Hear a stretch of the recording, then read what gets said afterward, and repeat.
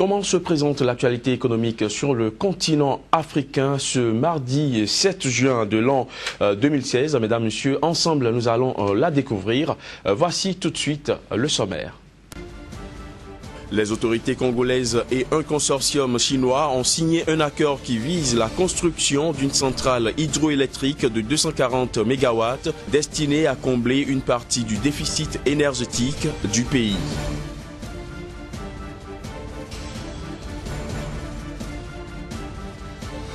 En Centrafrique, le gouvernement annonce la reprise des exportations de diamants qui ont officiellement cessé depuis 2013 après le renversement du président François Bozizé.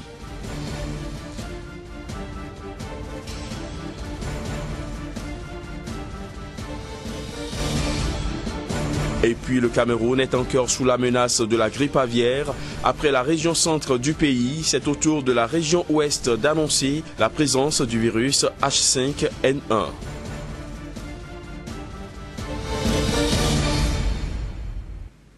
Voilà pour les titres, bienvenue à tous. Signature lundi à Kinshasa d'un accord entre les autorités congolaises et un consortium chinois. Un accord qui vise la construction d'une centrale hydroélectrique de 240 MW destinée à combler une partie du déficit énergétique qui freine la production minière de la République démocratique du Congo. Le contrat signé lundi entre les autorités de Kinshasa et le consortium chinois concerne la construction du barrage hydroélectrique de Boussanga, situé en aval de deux autres centrales érigées sur le cours supérieur du fleuve Congo au Katanga, au sud-est de la RDC. Ce barrage d'une capacité de 240 MW doit être réalisé dans les 5 prochaines années. Le projet, dont le coût n'a pas été révélé, permettra de combler une partie du déficit énergétique qui freine la production minière en République démocratique du Congo.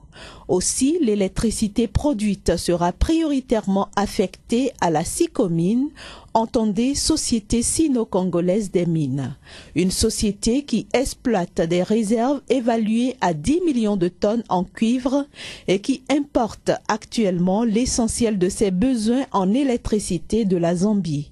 Elle ambitionne désormais de produire 125 000 tonnes par an et de monter progressivement jusqu'à 400 000 tonnes. En Centrafrique, les exportations de diamants qui ont officiellement cessé depuis 2013 après le renversement du président François Bozizé vont effectivement reprendre. Une information confirmée lundi par le ministre centrafricain des Mines. C'est l'exportation d'un stock de 3703 carats, soit environ 1 kg de diamants qui lancera la reprise officielle des exportations quasiment un an après la levée d'un embargo international en vigueur entre 2013 et 2005.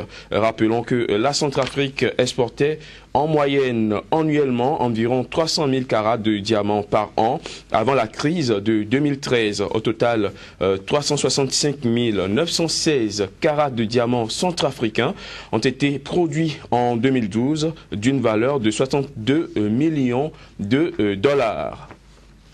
Ce journal de l'économie se poursuit et nous sommes cette fois-ci au Cameroun. Le pays est encore sous la menace de la grippe aviaire. Après Yaoundé, dans la région centre du pays, c'est au tour de la région ouest d'annoncer la présence du virus H5N1. Une situation qui présente d'énormes conséquences pour la filière volaille dans ce pays. Reportage. 2 foyers de grippe aviaire ont été formellement identifiés dans la région de l'ouest du Cameroun. Selon le gouverneur Awafonka Augustine, le premier comptait 1500 poulets découverts morts le 26 mai dernier. Les résultats des premières analyses effectuées au laboratoire national vétérinaire ont confirmé qu'ils ont bien été victimes du virus H5N1. Le deuxième foyer a été découvert au marché Casablanca à Bafoussam où 36 poulets sont morts. Loin de là, à Baleng, toujours dans l'arrondissement de Bafoussam, il existerait un troisième foyer de grippe aviaire selon les dires du gouverneur de la région ouest du Cameroun, qui a prescrit un ensemble de mesures pouvant aider à éviter la propagation du virus dans les localités non encore infectées. Il s'agit de l'abattage systématique suivi de l'incinération des cheptels dans les foyers découverts et l'interdiction jusqu'à nouvel ordre de tout mouvement de volailles et de produits de volaille dans les départements touchés. Rappelons qu'un premier foyer de grippe aviaire avait été annoncé le 22 mai dernier à Yaoundé où plus de 15 000 volailles sont mortes sur un effectif de 33 000. Depuis lors, le commerce des poulets est interdit à Yaoundé jusqu'à nouvel ordre. La Côte d'Ivoire accueillera du 31 août au 4 septembre prochain le Salon international de bétail et de la viande d'Afrique de l'Ouest, CIBVAO. Plusieurs pays y sont attendus, notamment ceux de l'UEMOA pour le ministre ivoirien des Ressources animales et halieutiques, Kobenam Kwasi Adjoumani. L'intérêt de ce salon s'explique par l'importance de l'élevage pour les pays de la région. En effet, l'élevage ouest-africain compte 60 millions de bovins et 160 millions d'ovins et de caprins. La filière contribue d'ailleurs pour 44% du produit intérieur brut agricole des pays sahéliens. Le Kenya est producteur d'un des meilleurs cafés au monde. L'exportation de ce produit représente 200 millions de dollars de revenus par an pour le pays où la majorité de la population est plutôt habituée au thé. Mais aujourd'hui, la culture de la consommation du café se diffuse peu à peu dans ce pays de l'Afrique de l'Est. Reportage. La machine à espresso n'a pas de secret pour cet homme. Martin Chabaya est le meilleur barista d'Afrique et double champion du Kenya. Aujourd'hui, il se prépare au championnat du monde de la discipline en Irlande fin juin. Paradoxalement, il avoue préférer le thé. Nous sommes un pays producteur de thé. Nous avons été éduqués au thé. La plupart d'entre nous ont grandi en buvant du thé à la maison. Ce type de compétition est l'une des façons de promouvoir la culture du café dans notre pays. Pourtant, depuis plus d'un siècle, le Kenya produit l'un des meilleurs cafés au monde.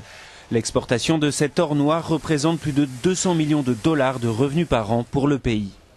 Dans cette usine à Nairobi, les employés trient les fèves, les torréfient et les préparent pour l'export. Je dirais que 90% de notre business repose sur l'export des fèves vertes. Elles sont envoyées en Europe, aux États-Unis et dans certains coins de l'Asie. Mais aujourd'hui, la culture du café se diffuse peu à peu en Afrique de l'Est. Dans la capitale, de nombreux cafés ont ouvert et les clients sont fiers de consommer local. Nous nous identifions au fait que le produit est kényan et non importé. Ce n'est plus quelque chose venu de l'étranger, c'est un produit que nous voyons et dont les Kenyans bénéficient. Martin Chabaya tentera de devenir le meilleur barista du monde grâce à sa dernière création, un espresso parfumé au jus de raisin, au jus d'orange et à la cardamone. Une boisson qui, espère-t-il, pourrait convertir les nombreux buveurs de thé du Kenya. Quels sont les types de revenus auxquels on peut s'attendre en investissant en bourse? La réponse à cette question, nous l'aurons tout juste après la virgule.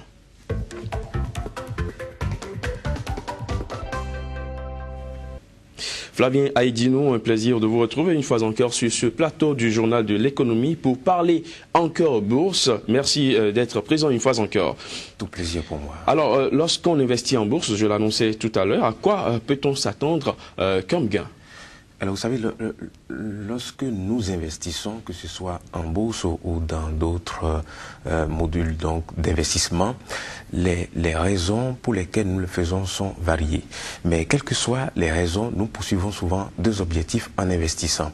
Premier objectif, c'est de maintenir ou d'augmenter notre pouvoir d'achat. Et deuxièmement, c'est que nous investissons pour avoir des revenus supplémentaires pour pouvoir faire face à nos charges, telles que l'avenir des enfants, l'éducation des enfants, la retraite supplémentaire ou même réaliser un projet. Alors lorsqu'on parle de revenus en matière de bourse, on peut s'attendre effectivement à l'argent que nous, au gain que nous avons, le bénéfice que nous avons et que notre argent que nous avons investi en bourse produit. Et lorsqu'on parle en ces thèmes, il y a trois façons effectivement donc d'avoir du revenu en matière de bourse. Il y a ce qu'on appelle la plus-value, il y a les dividendes et il y a les intérêts. Alors, à quel moment, vous avez cité ces différents revenus, à quel moment peut-on bénéficier de la plus-value, de dividendes ou encore d'intérêts? Alors, lorsque nous sommes en bourse, quand je prends par exemple le cas de la BRVM, lorsque vous investissez en bourse, il y a bien entendu deux instruments financiers sur lesquels on peut investir. Il y a les actions, il y a les obligations. Alors, on parle de plus-value lorsqu'on a investi sur des actions et qu'on décide donc de revendre ces actions dans une période favorable. Je dis n'importe quoi. J'achète une action à 100 francs. L'action, le coût de l'action grimpe jusqu'à 200 francs. Lorsque je vends cette action à 200 francs, les 100 francs que j'ai en termes donc de bénéfices constituent ma plus-value. Alors, deuxième cas, lorsqu'on parle de dividendes, vous avez toujours investi dans les actions et l'entreprise a décidé à la fin de l'année, l'entreprise a fait son bilan et s'est rendu compte qu'il y a bien entendu une bonne partie en termes donc de bénéfices. Elle décide de redistribuer une partie de ces bénéfices-là à ses actionnaires. Et donc moi je vais bénéficier en tant qu'investisseur, en tant qu'actionnaire de cette société, je vais bénéficier du dividende qui n'est rien d'autre que la part qui est versée en termes donc de bénéfices aux actionnaires. Et le troisième niveau, c'est les intérêts. Là nous sommes dans le cas donc des obligations, c'est-à-dire qu'une société d'État ou un pays décide donc de faire appel à tous les citoyens pour pouvoir réaliser un projet. Donc il va décider donc que d'emprunter de l'argent aux citoyens. Moi, ayant décidé d'acheter ces obligations-là, je suis détenteur d'obligations. Un peu donc, comme les emprunts obligataires. Exactement. Donc je suis détenteur d'une obligation à un certain nombre d'échéances bien déterminées. La plupart du temps, c'est par année. On va me verser un intérêt qui n'est qu'un pourcentage frappé au montant que j'ai payé pour avoir les obligations. Donc voilà les trois manières. Et à quel moment précis peut-on bénéficier de tout ceci? Alors lorsque vous êtes actionnaire d'une société, vous bénéficierez des dividendes à la fin de l'année lorsque la société fait des bénéfices. Lorsque vous décidez à un moment X donné de revendre vos actions, vous allez avoir des plus-values si le moment est favorable.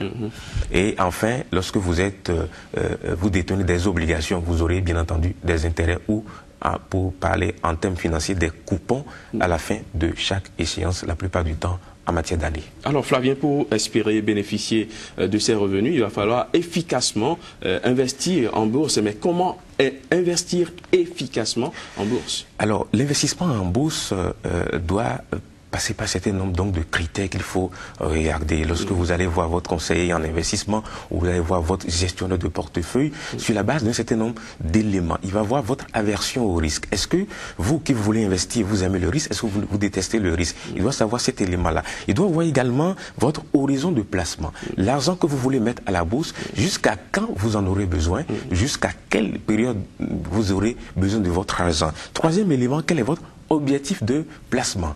Vous savez que tout investissement en bourse doit avoir pour un objectif bien précis, donc la réalisation d'un projet. Et enfin, quel est le rendement que vous auriez souhaité avoir sur la base de votre investissement.